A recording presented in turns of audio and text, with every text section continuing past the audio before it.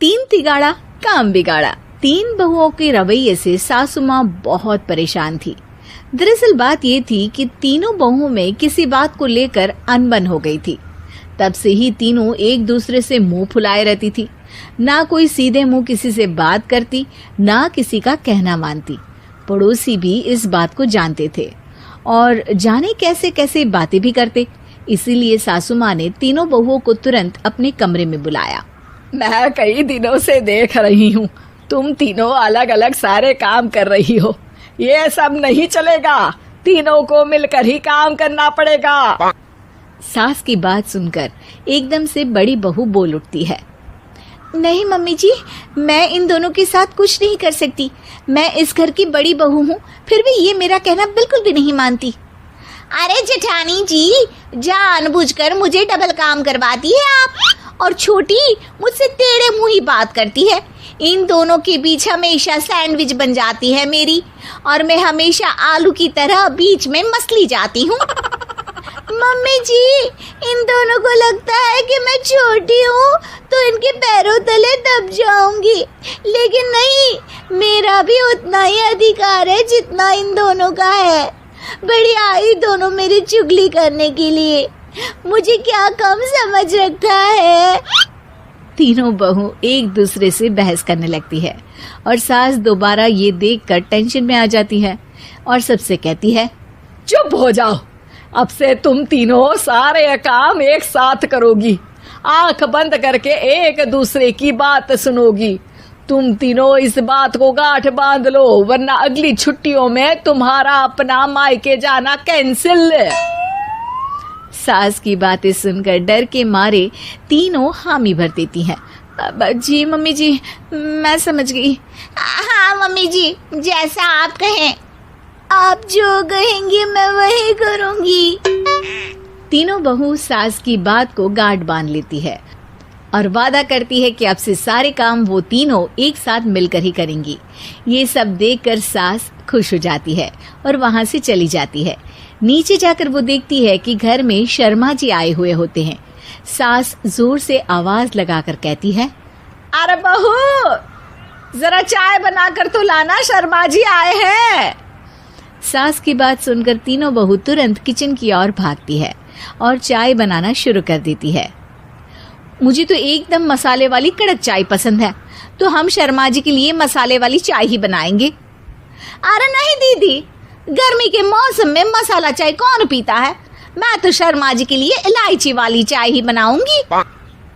ये कैसी बात कर रही हैं आप दोनों?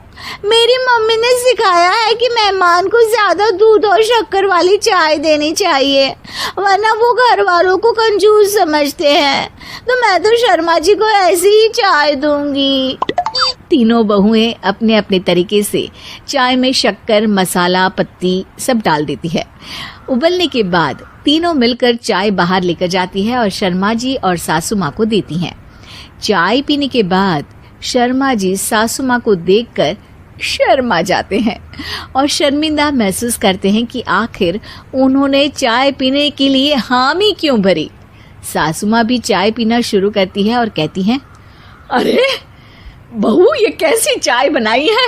चाय है या मीठे दूध की बासुंदी? हाँ, चाय अच्छी नहीं लगी क्या? कोई बात नहीं, हम पराठा बनाकर लाते हैं। चलो चलो अंदर। हाँ चलो। हाँ, आती हूँ मैं भी। नहीं, मेरा पेट चाय नहीं चौपट कर दिया, वही काफी है। पराठे से पोपट नहीं करवाना, मैं तो चलता हूँ। शर्मा जी चुपचाप पतली गली से निकल जाते हैं।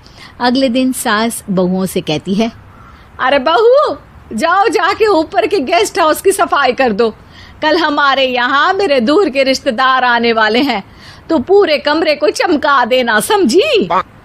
तीनों बहू सास की बात को मानकर ऊपर सफाई करने चली जाती हैं और तीनों कमरे की सफाई चालू कर देती है। बड़ी बहू मकड़ी के जाले साफ करती है, तो बीच वाली झाड़ू लगाना और छोटी वाली सर्फ डालकर जमीन धोना शुरू कर देती है। अरे दीदी, जेठानी जी, अभी मैंने पूरी फर्श धोई और आप फिर से धूल नीचे गिरा रही हैं। और मछली जेठानी जी, आप बिना झाड़ू की धूल यहाँ छटक रही हैं। अरे तीनों को साफ करना है, एक साथ सफाई करते हैं ना।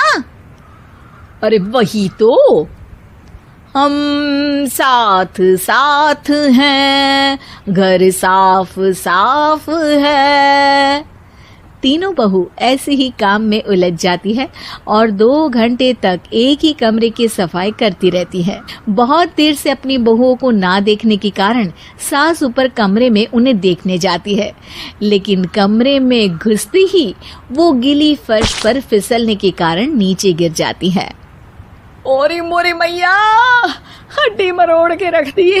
आए मेरी तो कमर ही टूट गई रे। तीनों बहुएं सास को उठाती हैं और बिस्तर पर सुला देती है।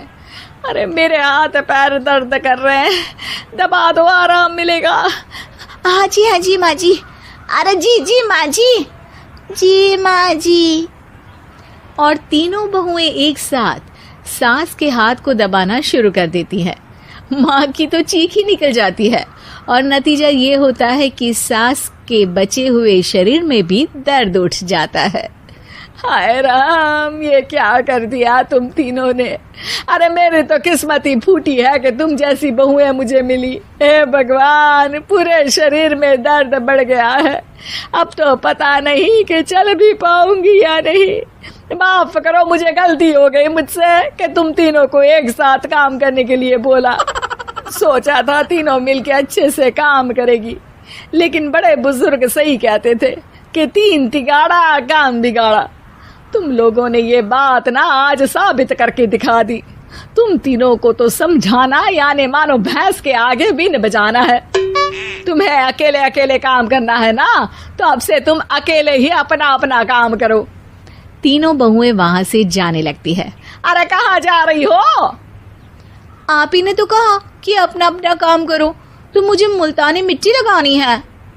अरे मुझे भी तो नेल पॉलिश लगानी है, मुझे ना मेहंदी लगानी है। सास अपना सर पीट लेती है और कहती है, अरे मुझे भी लगाना है कुछ। क्या माँ जी? क्या माँ जी? क्या माँ जी? तुम्हारे घर वालों को फोन तुम्हारी हरकतें बताने के लिए।